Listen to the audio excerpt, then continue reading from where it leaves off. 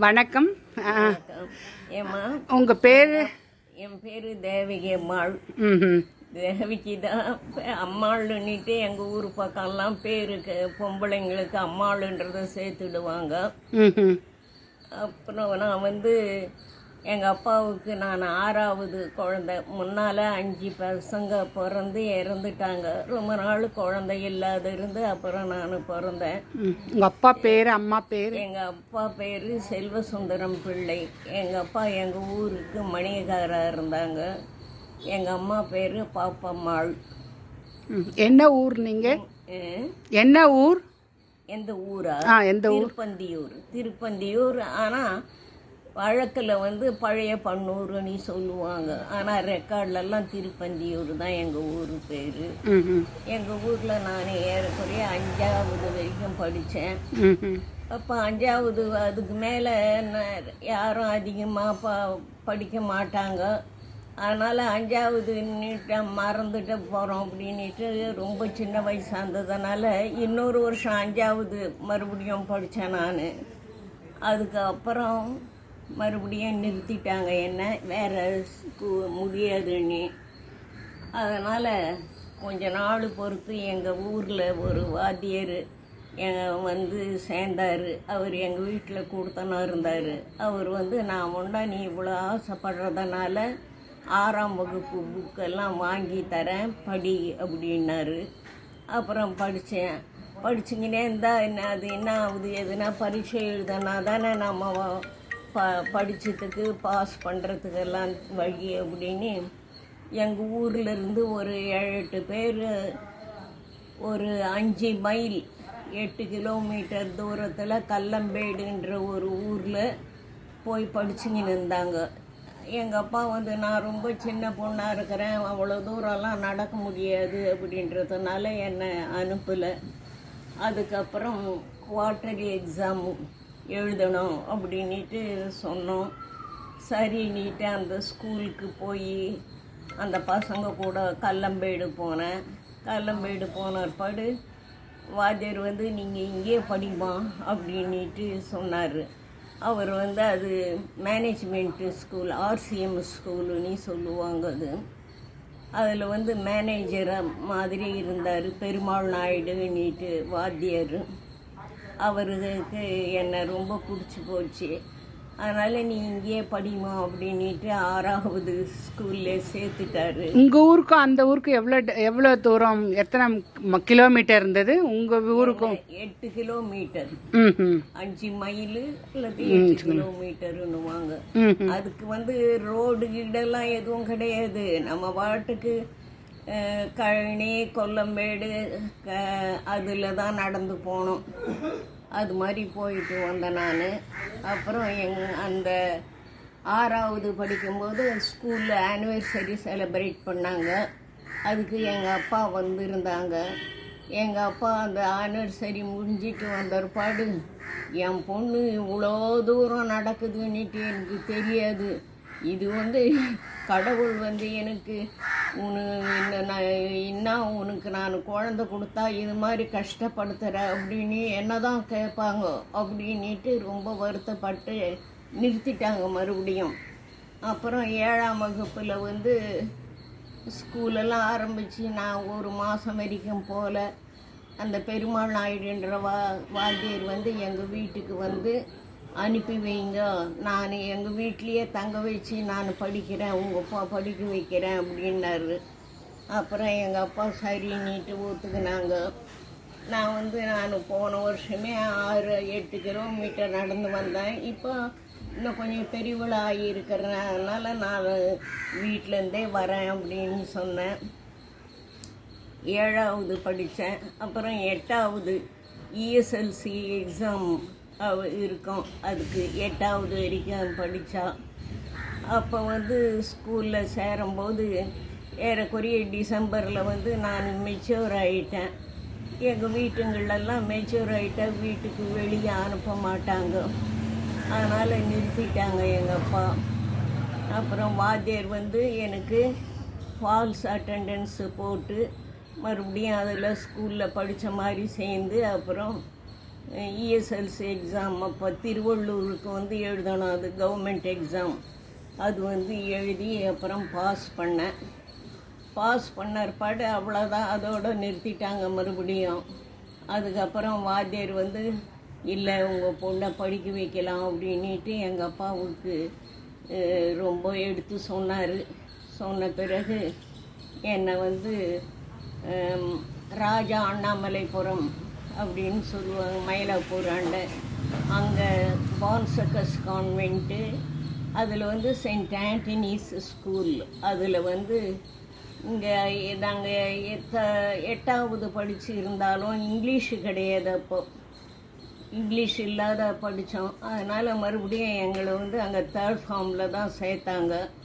3rd ஃபார்மில் சேர்ந்து படிச்சுக்கினே இருந்தேன். அப்புறம் 56ல் எஸ்எஸ்எல்சி எக்ஸாமில் நான் ஸ்கூல் ஃபஸ்ட்டு வந்தேன் நான். அதுக்கப்புறம் அங்கே இருந்துக்கினே பக்கத்தில் வந்து அப்போ ஸ்டெல்லா மாரிஸ் காலேஜ் வந்து சாந்தோமில் தான் இருந்தது நாங்கள் படிக்கும்போது. அதனால் அந்த ஸ்டெல்லா மாரிஸ் காலேஜில் நாங்கள் தான் ஃபஸ்ட்டு செட்டு பியூசி ஆரம்பித்தாங்க. அது 1 வருஷம் ஆறுனா அப்போவே எக்ஸாம் இருக்கும் இல்லையா, அதுக்கு முன்னால் இன்டர்மீடியேட் இருந்தது, அது 2 வருஷம் படிச்சிருப்பாடு எக்ஸாம் இருக்கும். இது 1 இயர் நாங்கள் இங்கே தமிழ் மீடியத்தில் படிச்சுட்டு அங்கே போய் இங்கிலீஷ் மீடியத்தில் சேர்ந்து படிக்கிறது கொஞ்சம் பேஜாராக தான் இருந்தது. இருந்தாலும் எப்படியோ பாஸ் பண்ணிட்டோம். அதுக்கப்புறம் 3 year degree course BSc maths சேர்ந்தேன்.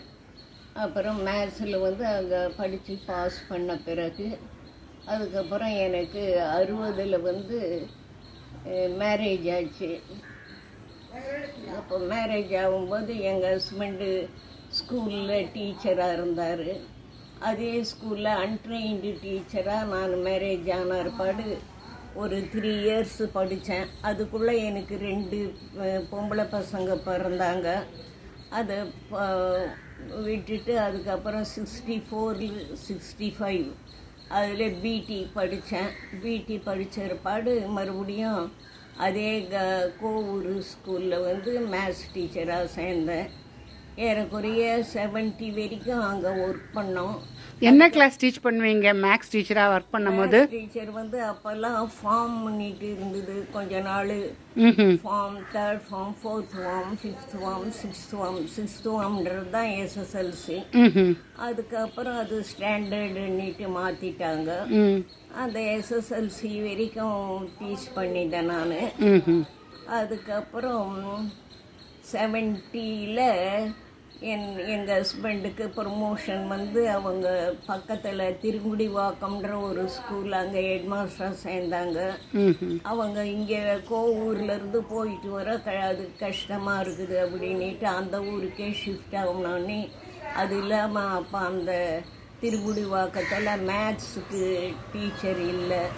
அதனால் மேத்ஸு போஸ்ட்டில் என்னை மறுபடியும் அங்கே வந்து அப்பாயின்மெண்ட் வாங்கி அங்கே சேர்ந்தேன் நான். அங்கே வந்து ஒரு ஏறக்குறைய ஒரு 2 இயர்ஸ் ஒர்க் பண்ணோம். அதுக்கப்புறம் 72ல் அங்கேருந்து பாலவாக்கம்னுட்டு பெரியபாளையம் பக்கத்தில் இருக்குது, அந்த ஸ்கூலுக்கு நான் எங்கள் ஹஸ்பண்டு ட்ரான்ஸ்ஃபர் ஆனாங்க. அவங்க ட்ரான்ஸ்ஃபர் ஆகி ஒரு 3 மாதத்துக்குள்ளே நானும் ட்ரான்ஸ்ஃபர் ஆகி அதே ஸ்கூலில் வந்து மேத்ஸ் டீச்சராக சேர்ந்தேன். அங்கே நாங்கள் இருக்கும்போது எங்கள் பசங்க எனக்கு அப்புறம் ஒரு பொண்ணு பிறந்தது. அது வந்து 77ல் பிறந்தது. அதுக்கப்புறம் நாங்கள் 81ல்